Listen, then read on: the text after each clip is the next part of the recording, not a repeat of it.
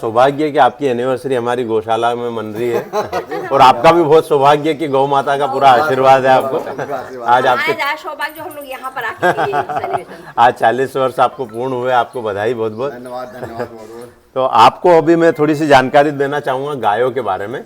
Generally हम सब गाय जानते हैं, क्या गाय 4 पैरों का एक प्राणी होता है, दूध देती है, बच्चे देती है ना, लेकिन गाय के अंदर भी डिफरेंट वेराइटीज़ होती है।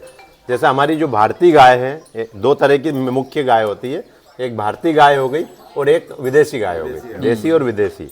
तो विदेशी गाय जो है वो जर्सी गाय जो होती है विदेशी गाय कहलाती है। अच्छा। जो आजकल आप देखते होंगे ज़्यादातर वही पाई जाती है। तो जो जर्सी गाय होती है ना, उसका जो दूध होता है, पहली चीज़ तो जर्सी गाय कोई गाय है ही नहीं, वो गाय जैसा दिखने वाला एक सुअर प्रजाति का प्राणी है। ओहो, उसको डेवलप किया गया ना। हाँ, उसका दूध अधिक मात्रा में वो देती है, इस वजह से वो प्रचलन में आ गई है। और जब हमारे ऊपर ब्रिटिशर्स ने जब शासन किया था ना, तो उन्होंने हमारी संस्कृति को ख़त्म करने के लिए जर्सी गाय को यहाँ पर भेजा था। अच्छा। ठीक है, ताकि हमारी संस्कृति खत्म हो। क्यों? क्योंकि हम जो थे, हमारा देश जो है वो कृषि प्रधान देश है और किसान, हमारी जो कृषि पद्धति थी वो काफ़ी समृद्ध पद्धति थी, और उस कृषि पद्धति का जो आधार है वो गाय है। वो क्यों है वो अभी मैं आपको आगे बताता हूँ, लेकिन उस आधार को तोड़ने के लिए, उस संस्कृति को तोड़ने के लिए जर्सी गाय को फोर्सफुली हिंदुस्तान के अंदर लाया गया था। ठीक है, अब जर्सी गाय का जो दूध होता है, उस दूध के अंदर A1 प्रोटीन होता है। कौन सा प्रोटीन होता है? A1 प्रोटीन हमारे शरीर के लिए सुपाच्य नहीं होता है।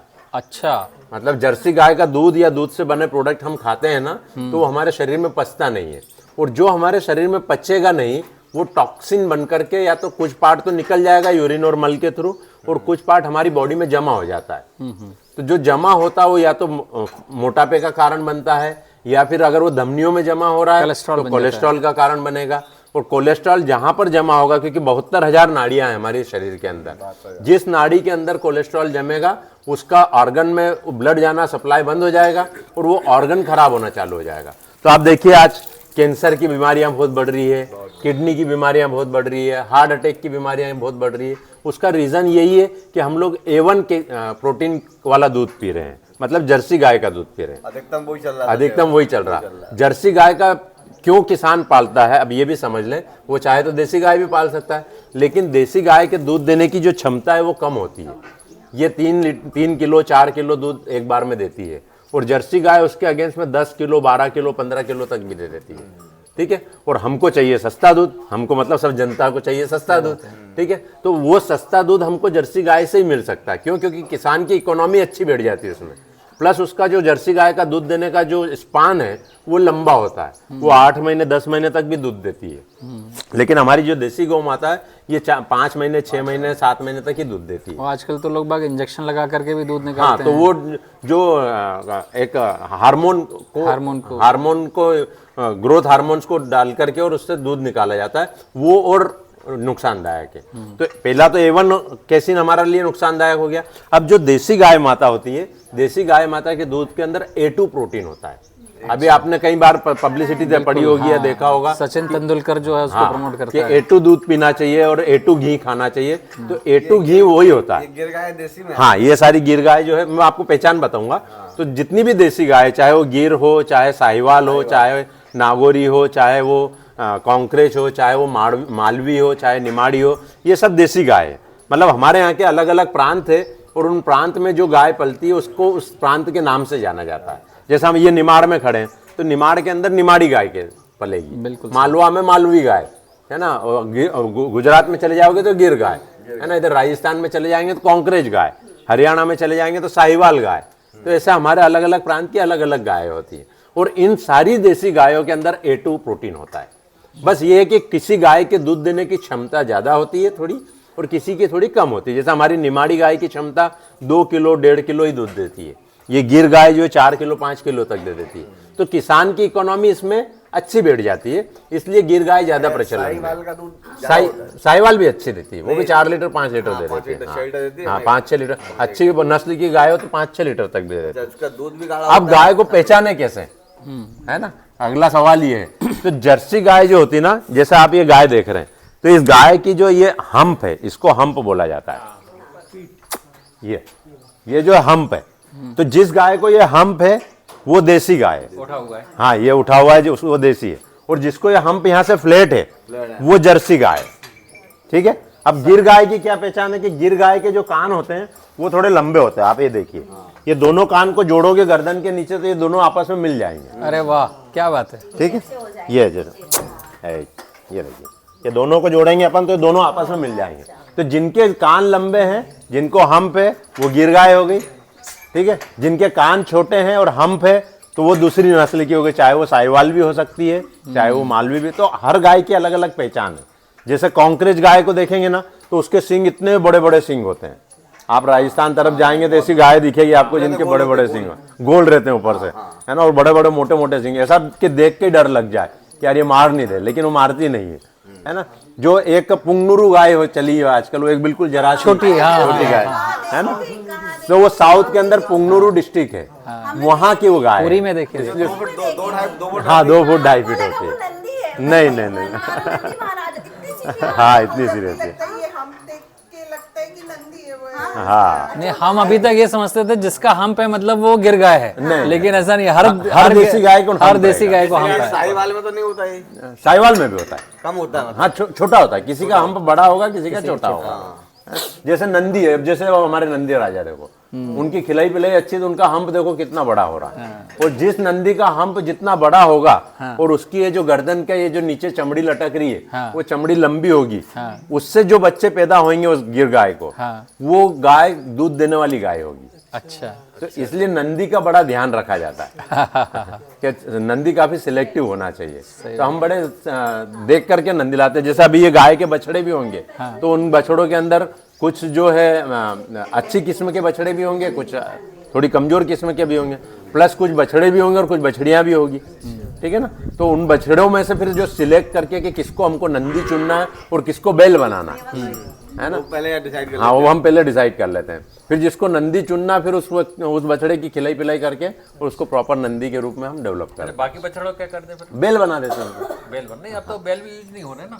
अभी निमाड़ में फिर भी थोड़े होते हैं, हाँ इधर अभी फिर भी बैल की कुछ फर्क है, लेकिन धीरे धीरे यहाँ पर भी ट्रैक्टर जो है वो अब बढ़ते चले जा रहे हैं और बैलों की संख्या कम होती चली जा रही है। तो बछड़ों जनरली हमारे यहाँ छोड़ देते हैं। हाँ, तो अभी क्या गवर्नमेंट ने कुछ ऐसे सीमंस भी निकाले हैं जिनको आपने अगर उन सीमंस के माध्यम से गायों को प्रेग्नेंट किया तो 90 से 95% केवल बछड़ी ही पैदा होगी। अरे वो हो, तो उसमें से उनने जो एक्स और वाई फैक्टर होता है तो वाई फैक्टर को हटा दिया, केवल एक्स फैक्टर रखा है, जिसकी वजह से केवल बछड़ियां पैदा होती है। अच्छा, तो आप क्योंकि बछड़ों का करो क्या है ना, बैल के रूप में बिक नहीं रहे, और जब तक बछड़े नहीं बिकेंगे तब तक किसान की इकोनॉमी बैठी नहीं सकती।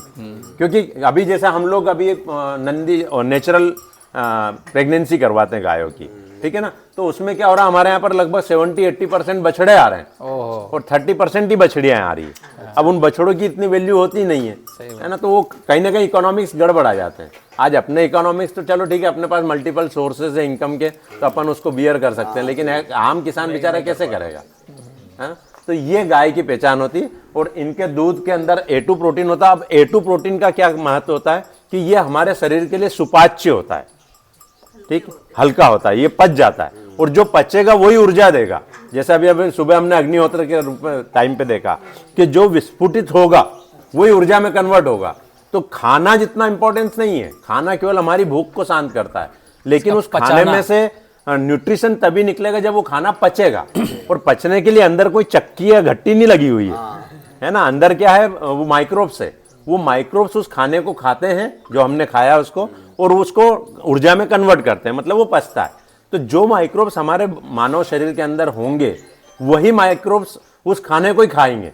जैसे मैंने आपको बोला था कि विदेशी फल नहीं खाना चाहिए, विदेशी अनाज नहीं खाना चाहिए, क्यों? क्योंकि उनको पचाने वाले माइक्रोब्स हमारे गट बैक्टीरिया में है ही नहीं, गट हेल्थ के अंदर वो माइक्रोब्स है ही नहीं, तो वो खाना पचेगा ही नहीं। तो अब हमने खाया और वो टॉक्सिन बन करके निकल गया या कहीं ना कहीं जमा हो गया, ठीक है। तो इसलिए खाना वही खाना चाहिए जो पचे, और A2 मिल्क जो है ना वो पचता है। अब जैसे A2 घी है, जैसे मैं रात को बिटिया को समझा रहा था कि घी खाना अच्छी बात है, ठीक है, हम तो घी को पीते हैं, ठीक है, दूध में मिला करके रोज रात में घी मिला करके पीते हैं। क्यों? क्योंकि वो घी कौन सा हमको पता, हमारी देसी गाय का बना हुआ बिलोना पद्धति वाला घी है, जो कि पूरी सुपाच्य ठीक है, वो हमारे शरीर को पचता है। ना मतलब हाथ वाला हुआ है। हाथ वाला। हाथ से, हाँ। देखिए अब घी बनाने की भी बताता हूँ आपको। घी बनाने की 2 विधि है। इसका फैट कितना आता है दूध का आपका जन्म? 3.5 से 4। मतलब जैसे वो मावा बनाते ना आपके 200 ये ग्राम वो लेते जो हो। आप बता रहे हैं ना, जो आपकी जर्सी गाय हुई है 7-8 दूध आता है जर्सी गाय का। नहीं, भैंस का आता है। वो भैंस का 7 फीट आता 7 फुट भैंस का आता है। नहीं, एक लीटर जैसे 200 ग्राम मावा निकलता नहीं, है वो तो 250 ग्राम मावा निकालते हैं। इसमें करीब 14 तोले 15 तोले मावा निकल जाता है। 200 ग्राम 150 ग्राम हाँ, लगभग। 150 ग्राम। हाँ। तो अब हम बात कर रहे हैं घी की। तो घी बनाने की 3 प्रैक्टिस होती है जो प्रचलन में है ना। 2 हमारी पुरानी पद्धति है और एक अभी नई पद्धति है। ये पुरानी पद्धति क्या था, जब हमारी दादी है, नानी है, ये लोग घी बनाते थे तो कैसे करते थे, दूध को गर्म करते थे, फिर उसके बाद में उसको दही जमाते थे, है ना, फिर उस दही को मथते थे और उससे फिर मक्खन निकलता था और मक्खन को चूल्हे के ऊपर धीमी आंच में पकाते थे। यही प्रोसेस थी, है ना। घी वही है। शुद्ध घी, सबसे शुद्ध घी वो है, ठीक है ना। वो सबसे ज्यादा सुपाच्य हमारे शरीर के लिए। फिर दूसरी पद्धति है जो आजकल हमारे घरों में होता है कि हम दूध लाते हैं, फिर उसको गर्म करते हैं, उसकी मलाई निकालते हैं, मलाई को हम एक तरफ इकट्ठी कर लेते हैं, दूध को कंज्यूम कर लेते हैं, ठीक है। ये भी गलत है। हाँ, क्यों? क्योंकि ये इसलिए गलत है क्योंकि मलाई जो है ना वो फेट है, ठीक है। अब हमने उस फेट में फिर क्या करते हैं, थोड़ा बाद में हम दही जमाते हैं और उसमें वो मलाई ऐड करके और फिर उसकी छाछ बनाते हैं और उसमें से घी निकालते हैं। तो दही का पोर्शन तो कम रहा, मलाई का पोर्शन ज्यादा रहा, ठीक है। तो उसके अंदर ट्रांस फैट आ गया। वो ट्रांस फैट हमारे शरीर को पचता नहीं है। जब तक उसको आप फर्मेंटेशन वाली प्रक्रिया से नहीं गुजारोगे तब तक वो पचेगा नहीं, बैक्टीरिया नहीं आएंगे। जो लैक्टोबैसिलस बैक्टीरिया होता है जो कि दही के अंदर होता है। तो जब हमने दूध को गर्म करा 90 डिग्री के ऊपर, फिर उसको थोड़ा कुनकुना करा और जब उसमें जामन डालते हैं तो जो जामन डाला जाता है उसमें बैक्टीरिया है, वो बैक्टीरिया उस दूध में जाकर के उसका कार्बोहाइड्रेट वगैरह खा करके और अपनी जनसंख्या को बढ़ाते हैं और उसको दही में रात भर में कन्वर्ट कर देते हैं। नहीं तो हम उस मलाई को 2 दिन के लिए रख सकते हैं, लैक्टोबैसिलस वो उसमें। लेकिन क्या होगा दीदी, उसके अंदर फेट का परसेंटेज, ट्रांस फेट का परसेंटेज ज्यादा आ गया। हाँ, तो वो पचेगा नहीं। अगर आप दही से बना हुआ घी खाओगे ना तो बिल्कुल पचेगा और उसके अंदर जितनी आपको ऊर्जा मिलना चाहिए वो पूरी ऊर्जा मिलेगी। अदरवाइज वो ट्रांस फेट आपकी बॉडी में जमा हो जाएगा। और आजकल ये वीगन डाइट बहुत चला है ट्रेंड में। हाँ, ऐसा वीगन डाइट में तो डेयरी प्रोडक्ट को पूरी तरह से अवॉइड किया जाता है। हाँ, तो ये सही, ये एक्चुअली हमारे हिंदुस्तान के लिए सही नहीं है, अदर कंट्रीज के लिए सही है। क्यों? क्योंकि वहां पर उनके बॉडी के अंदर दूध से बनी हुई चीजों को पचाने वाले बैक्टीरिया अवेलेबल नहीं है। हमारे यहाँ पर दूध को पचाने वाले बैक्टीरिया हमारे गट हेल्थ में अवेलेबल है। वैसा तो उनका एनवायरनमेंट भी नहीं है। हाँ, उनका एनवायरनमेंट, अब वहाँ ठंडा एनवायरनमेंट है तो वहां पर नॉनवेज अच्छे से पचा सकते हैं, उनके यहाँ बैक्टीरिया उसके मिलते हैं। हमारे यहाँ पर नॉनवेज पचाने वाले बैक्टीरिया हमारी गट हेल्थ में नहीं होती, इसलिए हमारे यहाँ शाकाहारी भोजन का किया जाता है जनरल।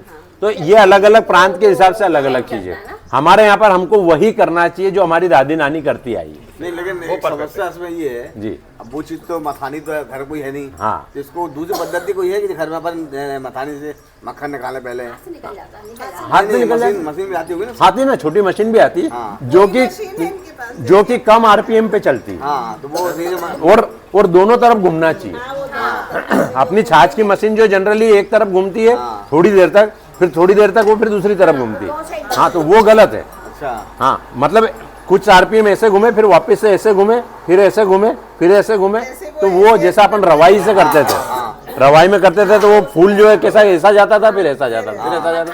तो उसकी वजह से जो दही होता है वो ठंडा होता है, और ठंडा होने के बाद जो उसमें से मक्खन निकलता है वो सही प्रोसेस कहलाता वो अपन मशीन घर में तो चला सकते वाली। है। हाँ, वो चला सकते हैं, ला सकते हैं, मिलती है वो। उससे नेचुरल मक्खन नहीं वही बनेगा। मैं आपको लेकिन नंबर दे दूंगा, मिक्सी में उनके यहाँ से नहीं, मिल जाएगा। मिक्सी में नहीं, मिक्सी में मशीन बता ऐसी दिया जो मतलब धीरे धीरे स्लो आरपीएम पे दोनों तरफ घूमे, ऐसी मशीन हमको आती है, मिलती है ना। हाँ, जो हमारे यहाँ लगी, वो आपको हम नंबर दे देंगे तो वहां से बुलवा लेंगे। अच्छा है ना, ठीक है। तो ये देसी गाय हो गई। अब ये देसी गाय का जो गोमूत्र है और गोबर है, ये हमारी भारतीय संस्कृति की सबसे बड़ी धरोहर है। सबसे बड़ी मतलब हमारा यहाँ पर दूध पर कंसंट्रेशन उतना नहीं है जितना हमारा कंसंट्रेशन गोबर और गोमूत्र पर है। क्योंकि यहाँ जितनी भी आपने और अभी प्राकृतिक खेती देखी है ना, और सब स्वस्थ पौधे देखे आपने, है ना, इसकी पूरी जड़ जो है हमारी देसी गौ माता है। क्योंकि देसी गौ माता के जो आते हैं उसके अंदर भगवान ने वो सारे सूक्ष्म जीव बनाने की फैक्ट्री डाली है जो कि प्रकृति के लिए जरूरी है। बाकी वो सूक्ष्म जीव किसी फैक्ट्री में नहीं बन सकते। हाँ, उनको आप मल्टीप्लाई कर सकते हैं। जैसे आपने देखा, हमने ये बड़े बड़े टैंक लगा रखे हैं, जो व्हाइट कलर के टैंक दिख रहे हैं ना, तो इनके अंदर हमने क्या करा है, गोबर गोमूत्र से बने हुए जीवाणु को हम वहाँ संवर्धन करते हैं, उनको बढ़ाते हैं गुड़ और पानी में। जैसे मान लो जो 1 ग्राम गोबर, 1 ग्राम गोबर मतलब ये इतना सा गोबर, इससे भी कम हो गया, ये इतना सा लगभग 1 ग्राम गोबर होगा। इसमें पता है कितने सूक्ष्म जीवाणु हैं? कुछ लाख रहते हैं। 300 करोड़ 300 करोड़ 300 करोड़ इस गोबर में है, अरे गजब। इसलिए है तो ना। पहले और इसको डेवलप कर दिया। और लगभग 11 से 12 हजार तरह के हैं, मतलब वेराइटी जो है ना, उनकी नस्ल जो है 11 से 12 हजार तरह की नस्ल है, और 300 करोड़ जीवाणु है। अब इस 300 करोड़ को मेरे को 3000 करोड़ करना है, तो इसका सीधा सा फंडा है कि इसको मैं पानी के अंदर डालूंगा, फिर गुड़ डालूंगा, क्योंकि इन जीवाणुओं को खाने के लिए कार्बोहाइड्रेट चाहिए, तो गुड़ में कार्बोहाइड्रेट होता है, फिर वो गुड़ डाल दिया प्लस गोमूत्र डाल दिया। ये जो नाली आप देख रहे हैं ना, इस नाली के माध्यम से देखो, ये गोमूत्र है, ये इसमें जा रहा, यहाँ से हमने पाइपलाइन डाल रखी है, और उधर टैंक गाड़ रखा है। इसका कोई वेस्टेज नहीं गोबर गोमूत्र का वेस्टेज नहीं है, सारा गोमूत्र वहां पर इकट्ठा हो जाता है। इस गोमूत्र और गोबर को हम ड्रम में डालते हैं, फिर उसमें थोड़ा सा गुड़ डाल देते हैं, और उसको 6-7 दिन तक केवल चरण करते हैं, मतलब उसमें ऑक्सीजन देते रहते हैं, है ना। हमने तो कूलर वाली मोटर लगा दिया, क्योंकि अब इतने बड़े बड़े टैंकों में कब तक घुमाएंगे लकड़ी से, तो उनके अंदर कूलर की मोटर लगी हुई है, तो उस कूलर की मोटर से उसमें ऑक्सीजन होता है। तो उन जीवाणुओं को केवल 2 चीज चाहिए, पहला कार्बोहाइड्रेट और दूसरा ऑक्सीजन। जब उनको मिलता है तो वो अपनी वहां पर जनसंख्या बढ़ाते हैं, और फिर उस 7 दिन के बाद में जब उस पानी में से 1 ml पानी लेंगे ना, और उसकी जांच करेंगे, तो उसमें 300 करोड़ जीवाणु हो जाएंगे, क्योंकि 7 दिन में इतना मल्टीप्लाई हो जाते हैं। और फिर जब उस पानी को हम ड्रिप के माध्यम से अपनी खेती के अंदर चलाते हैं, तो सारे जीवाणु कहाँ चले गए? खेत में चले गए। बस यही करना है, जमीन उपजाऊ हो गई। यही जैविक खेती है, मतलब जीवों से बनी हुई खेती, जीवों से उपजी हुई खेती जैविक खेती। जैविक की परिभाषा बहुत शानदार है। नहीं मतलब तो हम लोग आप उसके अर्थवॉर्म के लिए भी कुछ करते हाँ, अब क्या होता है दीदी, अर्थवाम हुआ, जैसे दूसरे सूक्ष्म जीवाणु होते हैं ना, ऐसे ही अर्थवाम भी एक जीवाणु है या एक प्राणी है, ठीक है ना। वो ऑलरेडी जमीन के अंदर है। आपने जैसे ही ये कल्चर वहां पे भेजा ना, और आपने जहर उड़ाना बंद करा जमीन के अंदर, कि अर्थवाम से अपने आप आ जाते हैं, क्योंकि वो अंदर समाधि लेकर के बैठा हुआ है, 5 मीटर नीचे 10 मीटर नीचे बैठा हुआ है। क्या है अर्थवाम? अर्थवाम केचुआ, केचुआ और केचुआ किसान का सबसे बड़ा मित्र है।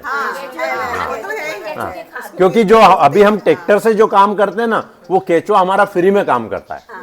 अब तो दिखना बंद हो गया, पहले तो बरसात में दिखते थे। हाँ, दिखते थे। आप हमारे खेतों में बरसात में आओ, आपको पैरों में चलते दिखेंगे, इतने केचुए। शहर में आप कहाँ? हम शहर में और जिस खेत के अंदर केचुआ आ गया, इसका मतलब वहां पे जैविक खेती अब हो जाएगी। अच्छा। अब देखिए, अब रासायनिक खेती क्या करती है। रासायनिक खेती के अंदर 2 चीजें हैं मूलभूत। मर जाते हैं। हाँ, तो रासायनिक खेती में 2 मूलभूत चीजें हैं, एक है रासायनिक खाद और एक है रासायनिक दवाइयाँ, ठीक है। तो रासायनिक खाद क्या है? जो फैक्ट्री में बना हुआ DAP है, यूरिया है, पोटास है, ये सब रासायनिक खाद है।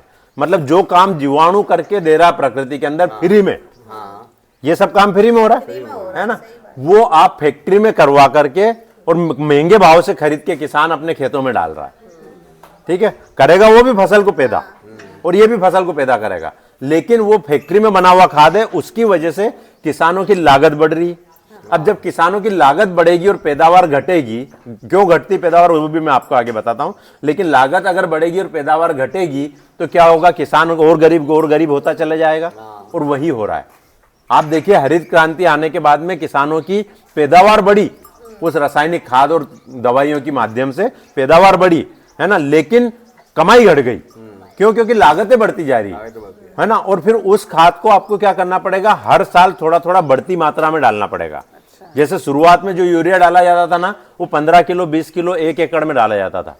फिर धीरे धीरे बढ़ बढ़ के उसकी संख्या, क्वांटिटी जो है 50 किलो हुई, फिर 100 किलो हुई, फिर 150 किलो हुई। होगी ना, अब उसको और ज्यादा। हाँ, मिट्टी जो है वो कमजोर होती चली जाती है। अब वो कमजोर क्यों होती? देखिए, जो यूरिया है ना, आप किसी केचुए के ऊपर वैसे करना मत, लेकिन करके देखना कि केचुए के ऊपर यूरिया का पानी 2 दाने लेना और उसका पानी घोल करके और उसके ऊपर डाल देना, वो केचुआ वहीं मर जाएगा। तो जब वो केचुए जैसे प्राणी को मार सकता है, तो ऐसे सूक्ष्म जीव जो कि हमारी आंखों से दिख भी नहीं रहे, वो तो मर ही रहे होंगे, तो जब सूक्ष्म जीवों की संख्या खेत में रासायनिक खाद और दवाइयों के माध्यम से कम होती चली जाती है, तो फसलों को फूड की तो डिमांड है, तो इसलिए खाद की मात्रा आपको साल दर साल बढ़ाते चले जाना पड़ता है। लेकिन जो हम प्रैक्टिस कर रहे हैं, इस प्रैक्टिस के अंदर हम क्या कर रहे हैं, सारे जीवाणुओं को और अणुओं को हम खेत में डाल देते हैं। ठीक है, एक लिमिट है। हाँ। आप कब तक खाद बढ़ाओगे? कब तक खाद बढ़ाओगे? पंजाब में हुआ है। हाँ, पंजाब में उसके हुआ, बाद में बंजर क्या हो होता गई है, जमीन। जो खाद होता है ना, उस खाद के अंदर आज जैसे मट्टी का आप ढेला उठाएंगे तो उस मट्टी के ढेले में ऑक्सीजन भी होता है, हवा भी होती है ना। लेकिन धीरे धीरे हमारे ट्रैक्टर के वजन से ऑक्सीजन मट्टी में से खत्म होते जा रहा, सूक्ष्म जीव नहीं है तो उस मट्टी में छेद करने वाले जीव नहीं है, तो ऑक्सीजन जा नहीं पा रहा, तो उसकी वजह से मट्टी जो है हार्ड होती चली जा रही, कड़क होती चली जाएगी, बंजर होती है। और जैसे जैसे वो हार्ड होती चली जाएगी वैसे वैसे उसको फसलों को रूट जोन फैलाने के लिए जगह नहीं मिलेगी, तो फिर वहां से उपजाऊपन उसका खत्म होते चले जाता है। जैसे मिट्टी अपन उठाए और वो हाथ से गिर जाए भुरभुरा के, मतलब वो अच्छी उपजाऊ नहीं, ऐसा नहीं है। अगर उसके अंदर पानी की मात्रा कम है, आपको मिट्टी को चेक करना ना, तो 2 कांच का गिलास लो, कांच के गिलास में पानी भर दो, एक मिट्टी का ढेला लो और उसमें डालो। अगर उसमें 25 से 30 बुलबुले उठ रहे हैं, इसका मतलब वो मिट्टी अच्छी है। क्यों? क्योंकि उसमें से वो हवा निकल रही है। तो 25-30 बुलबुले निकले मतलब मिट्टी अच्छी है। और अगर जितने बुलबुले कम होंगे उतनी वो मिट्टी खराब मानी जाएगी। अभी की मिट्टियां उठा करके आप देखोगे ना, तो किसी में 2 और किसी में 3 बुलबुले निकलेंगे, लेकिन हमारे खेत की मिट्टी उठा करके और आप डाल के देखोगे तो इसमें 25-30 बुलबुले उठेंगे। क्यों? क्योंकि उसमें ऑक्सीजन की मात्रा है। सभी जीवों को ऑक्सीजन की जरूरत है, ठीक है। और मट्टी में से अगर ऑक्सीजन चली गई तो जीव पनपेगा कैसे? ठीक, बस यही जो है मट्टी को सजीव और निर्जीव बनाता है। क्यों? क्योंकि अगर उसके अंदर जीव नहीं है तो निर्जीव हो गई। और ये इतनी सिंपल चीज है जिसको लोग नहीं समझ पा रहे हैं, और किसान भी नहीं समझ पा रहे। किसान भी नहीं समझ पा रहा। किसान एक्चुअल में क्या है ना, उसको शॉर्ट टर्म गेन चाहिए। हाँ, तो वो अगली पीढ़ी के बारे में सोच ही नहीं पाता है कि भाई मेरे को क्या करना है। अब देखिए, अब ये तो एक रासायनिक खाद का हो गया। अब मैं आपको रासायनिक दवाई के दुष्परिणाम बताता हूँ। केवल हमारे लिए ही नहीं, वो प्रकृति के लिए, हमारी पूरे धरती के लिए, सबके लिए नुकसानदायक कैसे हैं। जब हमने कोई कीट आया, ठीक है, फसलों के ऊपर कीट आते हैं। अब क्या होता है, कीट पहले भी आते थे, लेकिन कुछ मांसाहारी कीट होते हैं और कुछ शाकाहारी कीट होते हैं, ठीक है। तो जो शाकाहारी कीट है वो वनस्पतियों को खाते हैं, तो मतलब फसल डैमेज हो रही है। मांसाहारी कीट वनस्पति को नहीं खाते हैं, वो केवल उन शाकाहारी कीटों को खाते हैं, ठीक है। तो आपके खेत में मांसाहारी कीट भी आ गए और शाकाहारी भी आ गए, तो प्रकृति ने अपने आप को बैलेंस कर लिया, है ना। अब आपने क्या करा, जहरीली दवाई उड़ाई किसी फसल पे, किसान ने, आपने मतलब किसान ने, तो क्या होगा, मांसाहारी भी मरेंगे और शाकाहारी भी मरेंगे, ठीक है। तो दोनों कीटों को मार दिया, तो प्रकृति को आपने छेड़छाड़ कर दी। अब वो जहर है, वो जहर जमीन पे गिरा, तो जमीन के अंदर मट्टी में जो जीव है वो भी मर गए, फसलों के भी मरे, मट्टी के भी मरे। वो जो उसका जो जहर है, वो जहर का जो वो है रेसिड्यू है, वो पानी के साथ मिलकर के जमीन के अंदर भी गया, तो पौधों की जड़ों में भी गया, तो पौधों की जड़ों के माध्यम से पौधों की में भी आ गया और उसके फलों में भी आ गया, तो उन फलों के माध्यम से हमारे शरीर में भी आ रहा है। इसलिए आजकल कैंसर के केसेस बढ़ते जा रहे हैं। इसलिए कैंसर के केसेस कैंसर के अभी आप देखो, फर्टिलिटी के केसेस कितने ज्यादा रहे, इनफर्टिलिटी जो हो रही है, बच्चे पैदा नहीं हो पा रहे, नई पीढ़ियां जो बच्चे पैदा नहीं कर पा रही। क्यों नहीं कर पा रही? उसके लिए किसान जवाबदार है। कैसे जवाबदार है?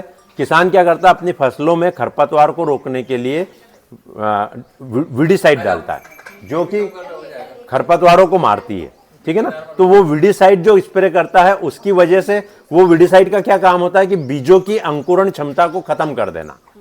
तो अगर खेत में खरपतवार के बीजों की अंकुरण क्षमता को खत्म करेगा, तो हमारे शरीर की अंकुरण क्षमता को भी तो खत्म करेगा ना। बिल्कुल सही। तो उसकी वजह से इनफर्टिलिटी हो रही है।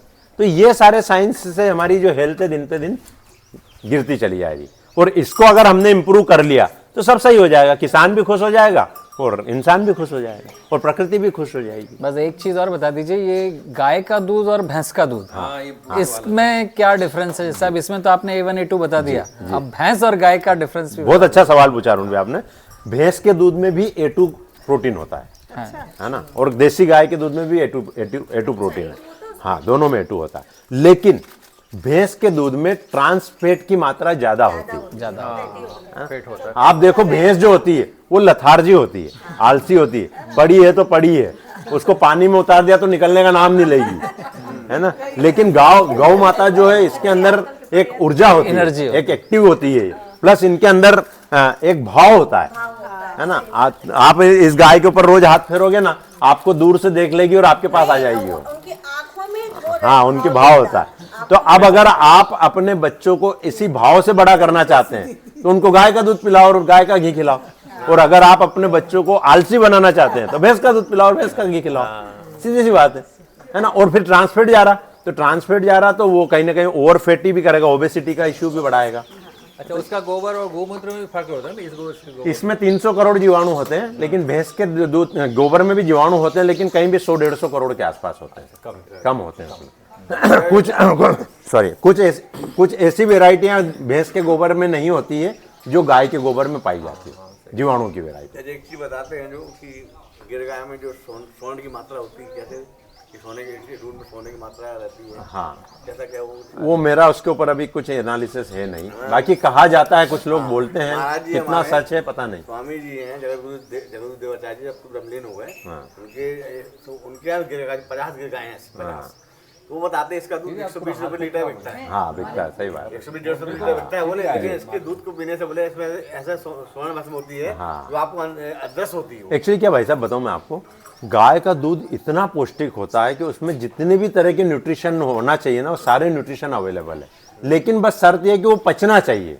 अब अगर उसको आपने सही प्रोसेस से उसका घी बना करके नहीं खाया तो पचेगा नहीं। आपने मलाई वाला या क्रीम, हाँ, तीसरी प्रोसेस में क्रीम वाला बताना भूल गया, हाँ, क्रीम वाला है ना। क्या भाभी जी, जिससे हम लोग बनाते हैं। तीसरी प्रोसेस हमें बताना भूल गया था आप लोगों को। बीपी लो कर जो क्रीम से जो घी बनता है, आजकल जो मैक्सिमम घी बन रहे हैं ना, वो क्रीम से बन रहे हैं। क्या होता है, दूध जाता है फैक्ट्री के अंदर, फैक्ट्री में हाथों हाथ दूध को गर्म किया जाता है और उसमें से क्रीम को निकाल लिया जाता है मशीन के माध्यम से। मलाई भी नहीं बनी, है ना, केवल क्रीम निकाल लिया और क्रीम निकाल करके उस क्रीम से ही घी को बना दिया जाता है उसी मशीन के अंदर। तो ये जो प्रोसेस है ना, ये प्रोसेस गलत है, चाहे फिर वो गाय का दूध क्यों ना हो। क्रीम से कितने % घी बनते हैं? पूरी क्रीम का पूरा बन जाता हाँ, क्रीम में क्या, जो थोड़ा घी की मात्रा ज्यादा निकल जाती है। क्यों? क्योंकि देसी गाय के दूध में लगभग 3.5 से 4 ग्राम प्रोटीन होता है, % प्रोटीन होता है। तो वो पूरा का पूरा एक्सट्रैक्ट कर लिया जाता है क्रीम को। और जो पाश्चुरीकृत मिल्क मिलता है अपने को, वो क्रीम निकला हुआ दूध है। जैसे वो मदर डेयरी का है, हाँ, पता नहीं किस किस डेयरी का, सब से भी डेयरी वाले बनाते हैं। तो उसमें से क्रीम में इसका उनने क्या करा, घी बना दिया और दूध को वापस से 24-25 रुपए लीटर में बेच दिया। ठीक है, और वो दूध हम लोगों के घरों तक पहुंच रहा। अब उसके अंदर से सारा माल निकाल लिया है ना, और उस दूध को अपन पिएंगे तो दूध क्या गुण करेगा। इसकी बजाय आप 1 गिलास मत पियो, आधा कप पी लो, पर सही पी लो। आप अगर आपके घर में घी का कंजम्पशन 5 किलो या 2 किलो या 4 किलो है तो इतना घी मत खाओ, 1 किलो खा लो, लेकिन सही खा लो। वो ये देसी घी जो है 12 से 14 रुपए किलो है। नहीं, इसका 3,000 3,500 रुपए किलो क्यों? उसका कारण बताता हूँ, उसका भी। हाँ, अच्छा क्वेश्चन उठाया आपने। इसका घी महंगा क्यों होता है? देखिए क्या होता है, जो गिर गाय होती है, देसी गाय होती है, इनके 28 से 30 लीटर दूध में से 1 किलो घी निकलता है। अब अगर 28 लीटर दूध भी माने अपन, है ना, 100 रुपए लीटर का भी दूध माने गिर गाय का, है ना, तो 2800 रुपए का तो दूध हो गया। फिर उसको गर्म करने के लिए ईंधन भी लग रहा है, फिर उसमें छाछ बनाने के लिए लेबर भी लग रही है, इलेक्ट्रिसिटी भी लग रही है ना। तो ये सारी प्रोसेस के अंदर पूरा कुछ ना कुछ खर्चा आ रहा। तो इसलिए 3000 से नीचे मिल ही नहीं सकता, कोई भी नहीं बेच सकता 3000 से। आप अपने घर में बनाएंगे तो भी 3000 से नीचे नहीं बना सकते। 100 रुपए लीटर जा रहा है? 100 रुपए लीटर, 120 हम दे रहे हैं। हाँ, 120 में भी जा रहा है। आता है 1 लीटर हमारे यहाँ पर डे। क्यों? क्योंकि इतना गुणकारी है। जो लोग इसके दूध का महत्व जानते हैं ना, फिर भी उन्होंने, पता नहीं क्या मिल रहा है ये। हाँ, फिर भी वो सही मिल रहा है कि नहीं मिल रहा नहीं पता। ये तरीका ये है, एक गिर गाय घर में पालो, बस सबसे बेस्ट काम ये है। सेवा करो और दूध। हाँ, दूध पियो। तो पाली थी, क्यों हटा दी इतनी? अरे तुम्हारी दीदी का लेकिन अब समस्या क्या बताऊं मैं आपको, कि शहरों के अंदर क्या हो गया कि पालने वाले लोग भी नहीं बचते, आज लेबर भी नहीं मिलती है ना। प्लस हमारे पास भी इतना समय नहीं होता कि हम इतना समय दे पाए, क्योंकि गौ माता को तो उसके टाइम टाइम पे सब करना पड़ेगा। उसको खिलाना भी पड़ेगा, उसको पिलाना भी पड़ेगा, उसकी सेवा भी करना पड़ेगी। प्लस दूसरा क्या कि आप बांध के खिलाओगे, है ना, चराने कहाँ ले जाओगे उसको, छोड़ना ही पड़ेगा। कैसे ले जाओगे। तो आपके पास या तो फिर उतना बड़ा प्लाट होना चाहिए। अब जैसे हमारी गाय जो है दिन भर चरने के लिए जाती है, अपनी मनपसंद वनस्पतियां खाती है, तो उन वनस्पतियों का अर्क भी तो उस दूध में आ रहा है ना। अगर हम वो जहरीला भूसा खिलाएंगे, जहरीला भूसा कौन सा, जो बाजार में मिल रहा है, क्यों? क्योंकि उसके अंदर तो जो दवाइयां स्प्रे हुई है उसका भूसा गाय माता खा रही है। शहर का जो गोबर होता है इतना स्मेल करता है, हाँ। इतना स्मेल, और यहाँ देख लो गोबर पड़ा हुआ और अपन कंफर्टेबली खड़े हुए हैं। गीला गीला सा। हाँ। वहाँ पे ऐसा लगता है कि इसको तो छुओ नहीं, इतना गंदा गोबर होता है। तो क्यों? क्योंकि वो गाय माता को खाने को भी मिल रहा है बेचारी को, और भूखे मरता क्या ना करता। सही बात है। अब वो भूखे मर रही है तो उसको तो सब खाना ही पड़ेगा। ऐसे गोबर देख आप हमारी गायों को वो सब चीज खिलाने जाओगे तो ये खाएगी नहीं। नहीं खाएगी, सही क्यों? क्योंकि इनको तो पता है कि हम अभी जाएंगे और अपनी पसंद का खा के आएंगे। नहीं, और यहाँ पर क्या है, गाय हमेशा बनी नहीं रहती ना, तो हाँ। एकदम खुले एटमॉस्फेयर में आई गाय बनी बनी दिखती है वो। ये जैसे हमने बाड़े बना रखे हैं, इन बाड़ों के अंदर घूमती फिरती। आप देखिए वो बाड़े के अंदर वो गोबर भी पड़ा रहता है ना, उस गोबर को गोखुरी खाद बोलते हैं। हम यहाँ का गोबर उठा करके जो कंडे थेपने के बाद जो बचता है उसको हम उस बाड़े में पटक देते हैं और उसमें गाय घूमती रहती है। अच्छा अच्छा। तो उसके अंदर जो गोबर के अंदर एक ये जैसे गोबर है ना, इसमें मीथेन गैस भी है, जो अपने बायोगैस जिसको कहा जाता है। आप यूज करते हाँ, यूज करते हैं। ये प्लांट लगाया पीछे लगा, हाँ पीछे लगा हुआ गोबर। लाइट वाइट जलाते हैं, लाइट नहीं, गैस चला लेते हैं उसमें, गैस चलाते गैस चला। तो इसमें जो मीथेन गैस है वो मीथेन गैस का निकलना जरूरी है। इसीलिए कहा जाता है कि कंपोस्ट खाद डालो, डायरेक्ट गोबर मत डालो। किसान लोग क्या करते हैं, डायरेक्ट कूड़े में इस गोबर को इकट्ठा करते रहते हैं और वहां पर मीथेन गैस इकट्ठी होती रहती है, एक्यूमुलेट होती रहती है, और फिर उस गोबर को ले जाकर के खेत में डाल देते हैं। तो वो गैस वापस से खेत में चले जाती है। जबकि इसकी सही प्रोसेस क्या है कि ऐसे आप इसको फैला दो और गायों को उसके ऊपर चलने फिरने दो। तो जब गाय की खुर, इसको खुर बोलते हैं पैर के, तो जब खुर उसके ऊपर गिरती है तो उसकी सारी मीथेन गैस रिलीज हो जाती है। ये खुर का भी एक है ना, बहुत इम्पोर्टेंट। हाँ, बहुत इंपॉर्टेंट है। तो हाँ, तो उसको कहा जाता है गोखुरी खाद। तो हम गोखुरी खाद बनाते हैं, फिर उसमें हम जीवाणु कल्चर भी डालते हैं ताकि वो कंपोस्ट और अच्छे से हो जाए, और फिर उसको ले जाकर के खेत में डालते हैं। तो जहां पर आपको 100 किलो डालना है वहां आप 20 किलो भी डालोगे तो आपका काम हो जाएगा। और ये सारी चीजें हम यहाँ पर किसानों को सिखाते भी रहते हैं। यहाँ किसान नहीं, बहुत अच्छा ज्ञान आपने दिया, और मतलब जो आप किसानों के लिए कर रहे हैं उसके लिए तालियां बनती हैं। मैं चाहूंगी आप अपने वीडियोस के माध्यम से, मतलब किसी टीवी प्रोग्राम के माध्यम से इस चीज को और आगे बढ़ाइए, जी। इसकी चेन लंबी कीजिए। देखिए, इसके लिए हमने प्रयास चालू कर दिया। जैसे मेरा एक YouTube चैनल है, आप चाहें तो उसको सब्सक्राइब कर लीजिएगा, लखन यादव SS के नाम से। उस पर मेरे किसानों से संबंधित ज्यादातर वीडियो जाते हैं। जैसा अभी ये वीडियो बन रहा है, ये वीडियो भी हम उस YouTube चैनल पे डाल देंगे, आप सब लोग भी उसमें दिखाई देंगे, है ना। और फिर दूसरा, हमने शहरी लोगों के लिए, क्योंकि शहरी लोगों के पास में इतना समय नहीं है कि वो 1 घंटे का वीडियो देखे, उनके लिए हमने इंस्टाग्राम पे SS अमृत नाम का पेज बना रखा है, और उसके ऊपर हम 30-30 सेकंड की, 60-60 सेकंड की रील बना करके और उसमें पोस्ट करते हैं। तो ये कुछ अपनी रील भी बनेगी उसके ऊपर, तो आप SS अमृत का वो पेज भी आप चाहें तो फॉलो कर लीजिएगा। इसके क्या नुकसान है, क्या फायदे हैं, जी, बस लोगों हाँ, वो लोगों तक पहुंचे। मतलब हम अवेयरनेस प्रोग्राम ही चला रहे हैं एक तरह से। सही बात है। किसानों को अवेयर करना, हाँ, किसानों को भी और सभी हिंदुस्तान वासियों को भी। क्योंकि देखिए, एक बात बताऊं, कहीं ना कहीं इस पूरे जंजाल के अंदर हम लोगों की कमर्शियल मेंटालिटी भी है। क्योंकि हर किसी इंसान को चाहिए, और ये ह्यूमन मेंटालिटी है, हर किसी इंसान को चाहिए कि मेरे को और सस्ते में मिल जाए, और सस्ते में मिल जाए। तो सस्ते की दौड़ के अंदर क्वालिटी सब खत्म होती चली जाएगी। अब आज अगर आपके सामने 2 घी रखे जाए कि एक 800 रुपए का घी है किलो का और एक 3000 रुपए किलो का है, तो कोई भी बहन जो चाहेगी मेरे बजट के हिसाब से मैं 800 का ले लूं। सीधी सी बात है। घी की पहचान, हाँ, एक तो दानेदार और दूसरा क्या उसकी खुशबू है, लेकिन अब वो खुशबू ही हम नहीं पहचानते हैं, है ना। तीसरा जो है ना, आप ऑथेंटिक सोर्स ढूंढ लीजिए, है ना, जो ऑथेंटिक तरीके से मालूम है कि बना रहे हमको हैं। यहाँ पर अच्छा बनता है। हाँ, जैसा आज यहाँ आए, आपको लगता है कि हाँ यार सब ये काम ईमानदारी से कर रहे हैं, तो आप हमारा SS अमृत का घी खरीद लीजिए। क्योंकि हम नहीं होगा तो मना कर देते हैं, है ना। हम देते ही उतना जितना हम बना पाते हैं। यहाँ घी क्या रेट चल रहा है इसका? हम लोग के साथ 3000 या 3100 कुछ में बेचते हैं। तो अभी अवेलेबल रहता है यहाँ पर? हाँ, वो SS अमृत के पेज पर आपको मिल जाएगा।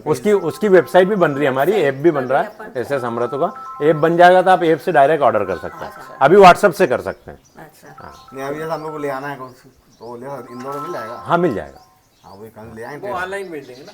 हाँ, ऑनलाइन भी भेज सकते हैं, इंदौर से आप लेके भी जा सकते हैं। क्योंकि वो ग्लास की बोतल है, अभी ग्लास की बोतल को हमने कहीं कोरियर करना चालू नहीं करा, क्योंकि फूट सकती है ना, तो उसकी पैकेजिंग अभी उतनी अच्छे से हमने डेवलप नहीं कर पाए। तो आप ले करके और प्लास्टिक के डब्बे में भर करके अपना ले जाना। कम से कम 1 किलो सब लोग ले आएंगे तो 3-4 किलो ले जाएंगे हम लोग। चलिए, अब गौ माता को जो है एक बार पूछा जा रहा है जी जी ये जो आपने जैसे बोले क्रीम से घी बनाए थे डायरेक्ट, जी, तो उसके बाद उस क्रीम का जो निकलता है छाछ क्या निकलता है? नहीं, नहीं, दूध निकल गया ना, दूध में से क्रीम निकाल लिया और दूध को वापस बेच दिया और क्रीम से घी बना लिया। पूरी जो क्रीम निकलती है उसका पूरा डाइट पूरा घी बन जाता हाँ, पूरा घी बन जाता है, है। वेस्टेज कुछ भी नहीं निकलता। अच्छा, वही मैं सोच रहा हूँ। नहीं, नहीं तो जिया जी घर में भी हम उसी तरीके से बना रहे हैं। नहीं, आज का मलाई क्या है, मलाई निकाल करके कर लेते हैं। मलाई से कर रहे हैं ना, तो वो तो गलत है। वो भी गलत है, दही से ही बनना चाहिए दही घी। से बनना चाहिए। दही से मक्खन बनना चाहिए और फिर वो मक्खन जो है धीमी आंच पर पकना चाहिए। आजकल हम जल्दीबाजी में क्या करते हैं, गैस को फुल कर देते हैं, है ना, जल्दी जल्दी गर्म हो जाए, खत्म हो जाए। पान डालते हैं उसमें। हाँ, अब उसके अंदर जो जड़ी बूटी आप डालोगे उसके एसेंस उसमें आ जाएंगे। जैसे तुलसी का घी भी हम लोग भी बनाते हैं, तुलसी का घी भी बनाते हैं, मोरिंगा का घी भी बनाते हैं, है ना, अश्वगंधा का घी भी बनाते हैं। तो उसके अंदर जो, हाँ, उसके अंदर जो आप औषधि डालोगे उस घी को गर्म होते वक्त, उसके गुण उसके अंदर आ जाएंगे। तुलसी का नहीं सुना मैंने, पान का है और अश्वगंधा हाँ, तुलसी का भी बनता है, हम खुद घर में करते हैं। तो वो तरह तरह के बनते हैं। इवन कुछ लोग जो है वो 2 लाख 2.5 लाख रुपए किलो भी घी बेच रहे हैं, उसकी अलग प्रोसेस है। वो प्रोसेस अभी बताने जाऊंगा तो फिर अभी बहुत लंबा टाइम हो जाएगा। अगली बार के लिए वो अपन उसको बहुत बढ़िया, बहुत अच्छा लगा।